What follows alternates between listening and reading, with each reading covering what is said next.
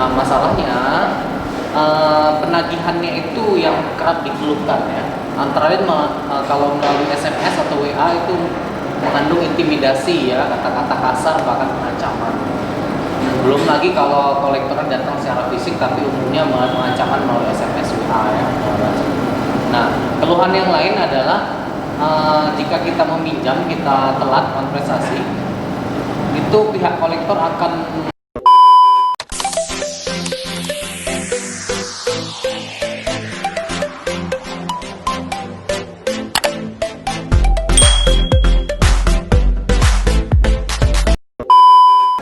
Assalamualaikum warahmatullahi wabarakatuh.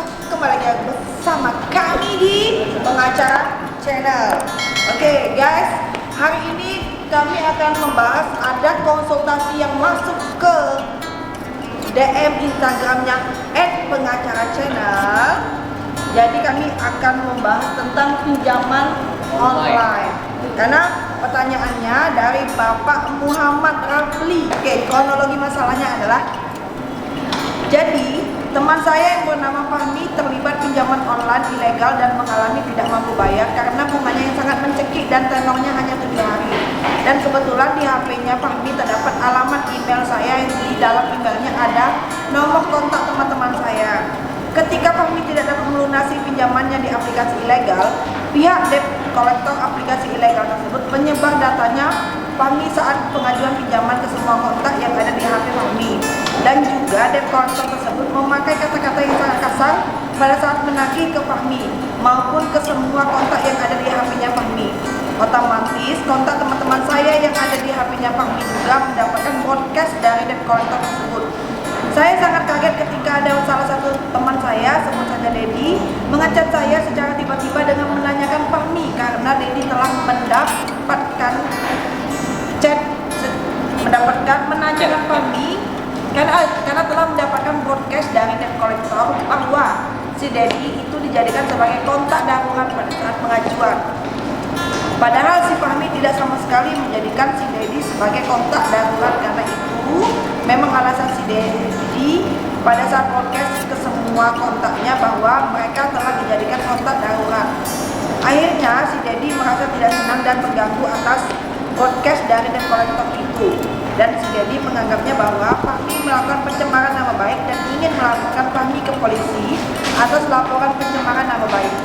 Poinnya adalah, apakah itu bisa disebut pencemaran nama baik? Padahal Fahmi tidak menggunakan nomor Dedi sebagai kontak darurat. Dan itu hanya alasan debt collector ketika broadcast penyebaran data Fahmi ke semua kontak yang ada di HP-nya Fahmi, bahwa debt collector bilang kalau mereka dijadikan kontak darurat oleh Fahmi. Selamat malam Pengacara Channel, maaf mengganggu waktunya dan mohon penjelasannya. Mohon Pak Weli, penjelasannya ini panjang ya, tapi singkatnya adalah temannya si Rafli ini ya, temannya si Rafli ini namanya Fahmi, melakukan pinjaman online, terus tidak bisa membayar. Akhirnya si pinjaman online itu, perusahaan itu menagih melalui memakai jasa debt collector. Gitu. Jadi latar belakang dulu ya, masalah pinjaman online ini mengemuka paling enggak berapa tahun terakhir, 3-4 tahun terakhir. Jadi orang-orang modusnya menawarkan pinjaman melalui SMS ya, bisa juga WA tapi umumnya melalui SMS. Sempat juga melalui telepon tapi kebanyakan melalui SMS. Nah, untuk lembaga pinjaman online itu lembaga keuangan non-bank ya. Ada yang resmi yang terdaftar di OJK, tapi juga ada yang tidak resmi. Nah, permasalahan adalah banyak kejadian pinjaman online ini setelah lewat waktu itu bunganya terlalu mencekik ya, dan nggak sesuai, banyak keluhan tidak sesuai dengan perjanjian di awal ya, katanya bunganya sekian, terus harusnya telat bunganya masuk 1 bulan ya, 7 hari masuk. Nah, perihal pencemaran nama baik atau tidak, mungkin saya kembali dulu ke bukan modus ya, kejadiannya umumnya terjadi.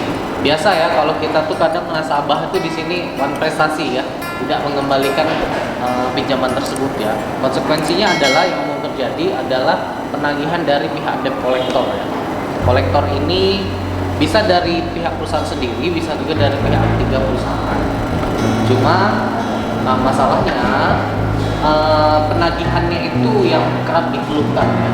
Antara lain kalau melalui SMS atau WA itu mengandung intimidasi ya, kata-kata kasar bahkan ancaman. Belum lagi kalau kolektor datang secara fisik, tapi umumnya ancaman melalui SMS WA ya.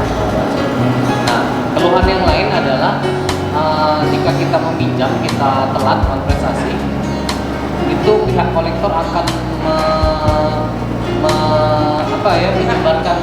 menyebarkan informasi ya ke orang-orang terdekat kita ya, baik teman, rekan-rekan, yang paling dekat adalah keluarga, yang menyatakan misalnya, hey ini mencuri, maling, pinjam uang nggak dibalik-balikin, segera balikin ke perusahaan ini, nilainya sekian, harap dikasih tahu. Jadi dia si debt collector itu memang mengintimidasi. Iya.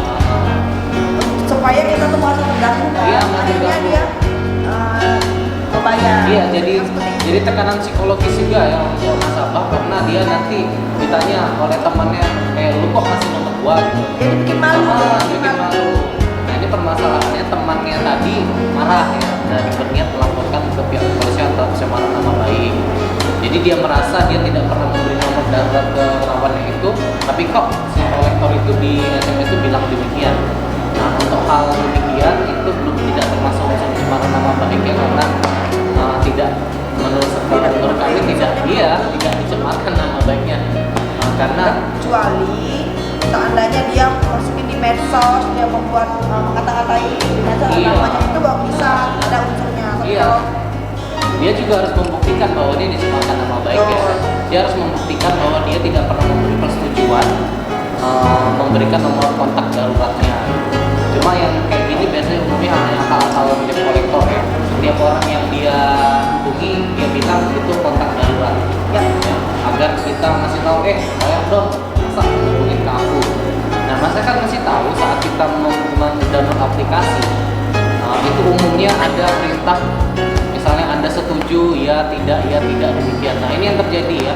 Jadi karena ingin uangnya segera cair, masyarakat kerap memencet yes ya. Padahal itu adalah salah satu pertanyaannya, bersediakah Anda kami mengakses nomor kontak telepon dan foto-foto ingat di handphone ini. Jadi ingat, kalau seandainya ada aplikasi seperti itu yang mencurigakan, kalau seandainya ada silakan pencet yes, jangan yes, baca dulu. Memang kalau kalian nggak mau handphonenya diakses ya berarti kan. Karena ada programnya untuk Ya, atas itu, apalagi menyetujui. Makanya pernah ada kejadian ditagih hutangnya karena nggak mau, tapi di handphonenya ada videonya yang tidak baju ya, katakan demikian. Itu dikirim gitu biar dia bayar hutangnya. Dia heran kok foto pribadinya bisa diakses gitu. Itu kalau menjawab iya tadi.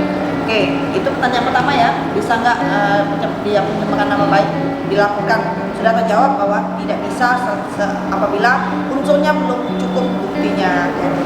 Terus dia pertanyaannya lagi, katanya selang beberapa hari si Dedi bilang ke Fahmi ya bahwa dia sudah melaporkan dengan memberitahu bahwa Dedi telah melakukan Fahmi atas penyebaran nama baik, katanya kayak itu. Penyemaran nama baik. Nah, jawabannya ya sebenarnya tidak tepat ya, karena pihak kepolisian memang menerima laporan warga, cuma belum tentu akan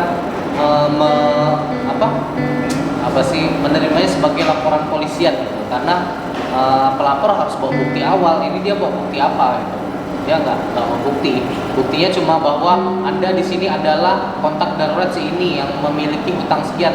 Itu nggak bisa menjadi bukti awal. Cara baiknya nggak ada. Kecuali kalau masalah tindak pidana penyebaran data pribadi, itu mungkin ya. bisa. Cuma hingga sekarang memang undang-undang demikian belum ada ya tentang data pribadi penyebaran. Oke, lanjut. Katanya si Dedi bilang dia sudah melakukan, tetapi dia setuju bisa mencabut dengan catatan si Fahmi memberikan uang cabut laporan senilai 500.000, tapi setelah negosiasi dia mau dibayar cuma 200.000. Ketika sudah dibayar, selang berapa jam kemudian dia minta bayar lagi 100.000. itu kayak gimana? Itu sebenarnya tidak pasti pemerasan. Iya, saya juga sempat kontak yang bersangkutan langsung ya.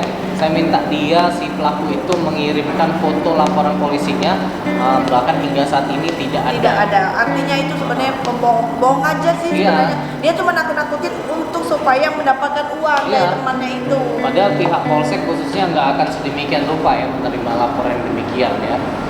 Jadi ada dugaan beliau ini melakukan penipuan, memeras gitu ya. Yang pasti ada keterangan palsu ya.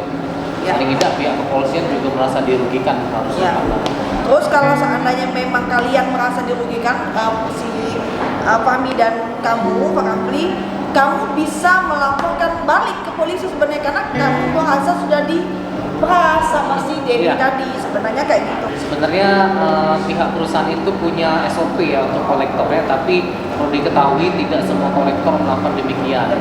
Apalagi yang tidak memiliki perjanjian kerjasama dengan perusahaan ya. Apalagi mereka dibebani oleh bahwa penghasilan atau bonus mereka didapat dari setiap penagihan. Ya, betul. Nah, oleh karena itu kerap terjadi penagih secara paksa, intimidasi, gitu ya. Nah, pertanyaannya apakah kolektor yang demikian dapat dilaporkan pidana? Demikian bisa ya, bisa. Cuma masyarakat mesti tahu laporan pidana terhadap pelaku yang demikian, kolektor yang demikian itu sama sekali tidak menggugurkan utang Anda ya. Jadi sebagai kesimpulan, solusinya adalah bayar utang. Satu lagi pesan dari kami, kalau seandainya kalian memang sedang terlilit uang ekonomi, itu sebaiknya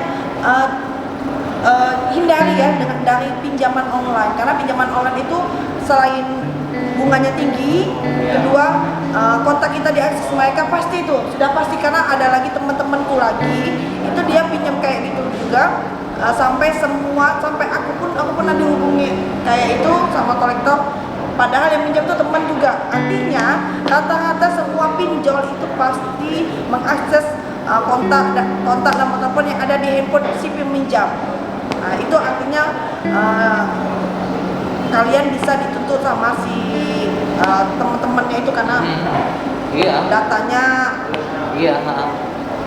Paling enggak kita merasa malu ya secara moral ya. Udah Nah, kalau memang seandainya memang mendesak, seandainya kalian memang harus pinjam di pinjaman online, pastikan pinjol perusahaan itu terdaftar di OJK, pasti harus itu.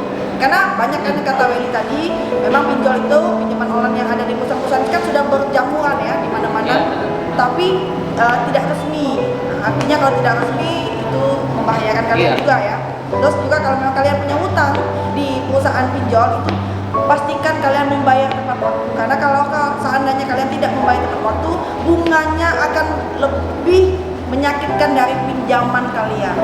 Rata-rata ini mayoritas yang ilegal ya. Kalau yang legal tidak demikian ya. Kalau pinjol yang legal itu persyaratan untuk jadi nasabah ini sulit ya. Mereka ada prinsip kehati-hatian ya.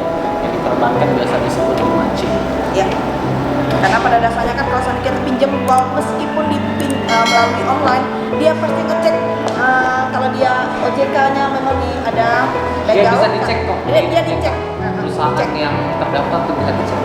Sudah bisa dicek, dan biasanya si perusahaan itu juga mengecek data keuangan kita di BI. BI checking, dia ada BI checking dulu baru dia bisa meminjamkan ke kita ya. Kalau seandainya perusahaannya langsung minjemin aja itu biasanya mencurigakan. Dengan syarat yang mudah ya. Betul, apalagi tinggal klik itu mencurigakan, karena sebenarnya siapa sih mau minjemin uang kalau seandainya tidak pasti bisa dibayar atau tidak ya. Lebih waspada, jangan sembarangan minjem uang, yang penting oke dapat uang. Kalau bisa sama keluarga dulu, teman baru gitu. Indonesia negara hukum. Assalamualaikum.